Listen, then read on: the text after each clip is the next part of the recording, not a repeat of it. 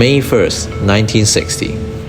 Pilot Francis Gary Powers was flying America's most advanced reconnaissance aircraft at the time, the U-2 Dragon Lady, at 70,000 feet, or approximately 21 kilometers above sea level over Soviet airspace. His mission that day was to gather intelligence on a Soviet missile production facility. The U-2 was renowned as invulnerable to Soviet surface-to-air missiles, or short for SAMs, and interceptors at the time, as they were not capable of reaching the ridiculous cruising altitude of the U-2.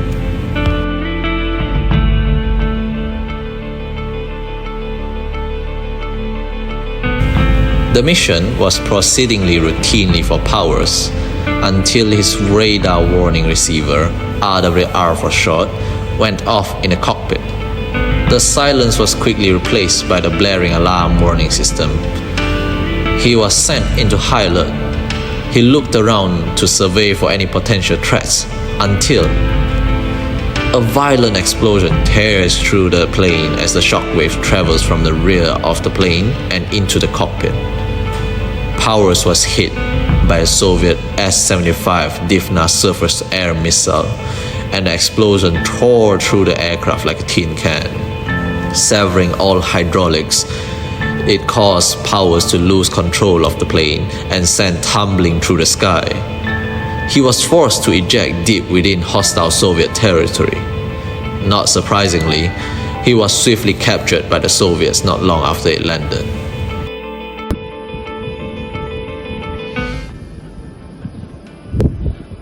This incident sent shockwaves across the Atlantic Ocean back to US headquarters, triggering an immediate state of emergency. The U-2 was supposedly invulnerable to Soviet surface-to-air missiles and radar systems, but now is facing a real threat of obsolescence due to rapid advancement in Soviet surface-air missiles technology and also radar defense technology.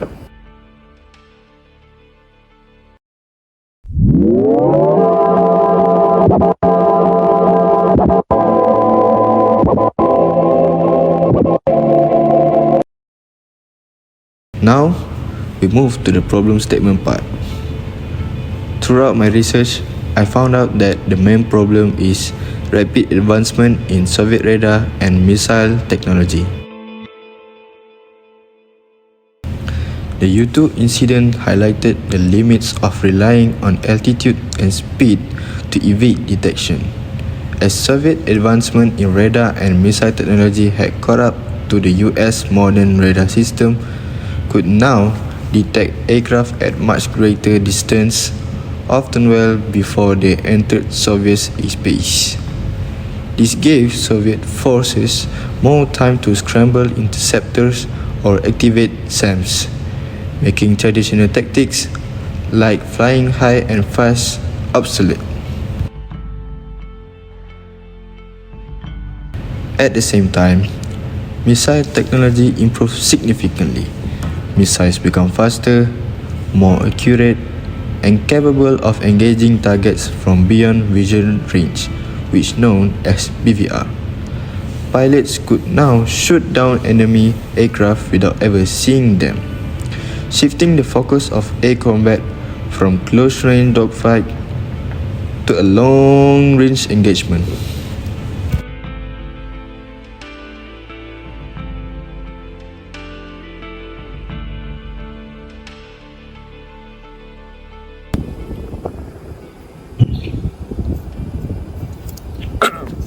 This made attributes like maneuverability and tight landing ready less important, while still advanced avionics and long-range missiles capabilities became critical. The combination of better radar and more advanced missiles created a more lethal environment, decreasing casualty rates and mission failures. This marked the beginning of a new era in military aviation, where BVR engagement dominated and traditional dogfighting tactics became a thing of the past.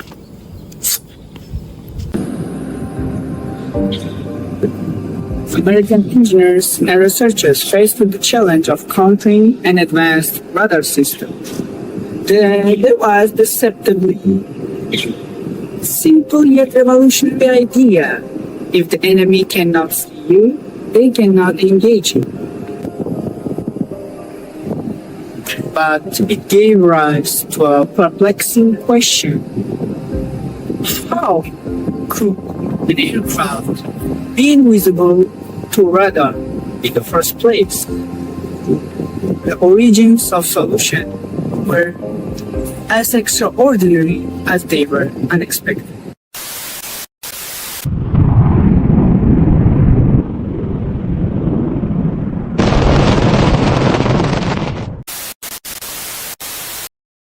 The foundation of stealth technology traces back to a 1964 paper by Pyotr Ufimtsov, a Russian scientist, titled Method of Edge Waves in Physical Theory of Diffraction. In this groundbreaking work, Ufimtsov demonstrated that an object's radar cross-section, RCS, a measure of its detectability by radar, could be determined by analyzing its shape and edge irrespective of its physical size. While the Soviet Union dismissed Ufimtsov's work as impractical for military use, it would later be rediscovered by American engineers. Recognizing its immense potential, they used his principles as the basis for designing aircraft that could evade radar detection, revolutionizing aerial warfare. How stealth works. Stealth technology relies on two core principles: stealth by geometry and stealth by material. Stealth by geometry, Ufim's research revealed that the radar waves reflect off surfaces, and the direction of these reflections depends on the geometry of the object. By designing aircraft with angular-faced shapes and parallel lines, engineers could scatter radar waves away from the source, significantly reducing the aircraft's radar signature. This principle became a cornerstone of stealth design. RCS design is the same way. Radar loves a flat plate or a sharp edge because it bounces off that flat plate, just like the glint on a windshield, right back in your eyes, and the radar instantly sees that return. Or a sharp edge. So we want to avoid or at least minimize the number of sharp edges and take all the curvatures and make them very gradual and very blended in such a way that any radar energy will strike the skin, move gradually over the skin, and be absorbed at the other side of the airplane. So taking these concepts of the smooth blending and the fact that you have two humongous engines and a weapons bay which has to hold many missiles but can't hold them outside because the missile will have as much radar cross-section as the airplane itself. So you have to put the missiles inside, and the engines have to go somewhere, the inlets have to go on one side or the other, and there's a competition for space. You try all of these different combinations until you find just the right combination or compromise that makes it work. Stealth by material. Second principle, while geometry plays a vital role, the materials used to construct an aircraft are equally important. This approach, known as stealth by material, encompasses three key categories. First one, radar reflective materials. These materials are shaped and coated in such a way that radar waves are reflected away from the radar receiver, reducing the chances of detection. Second is radar transparent materials. These materials allow radar waves to pass through the surface without being reflected back, making the object appear smaller or in some cases nearly invisible to radar systems. And third, the last one is radar absorbing materials, RIM. These advanced materials absorb radar energy, converting it into heat or other forms of energy, thus preventing it from being reflected back to the radar receiver. RIM coatings are extensively used on stealth aircraft to further minimize their radar visibility.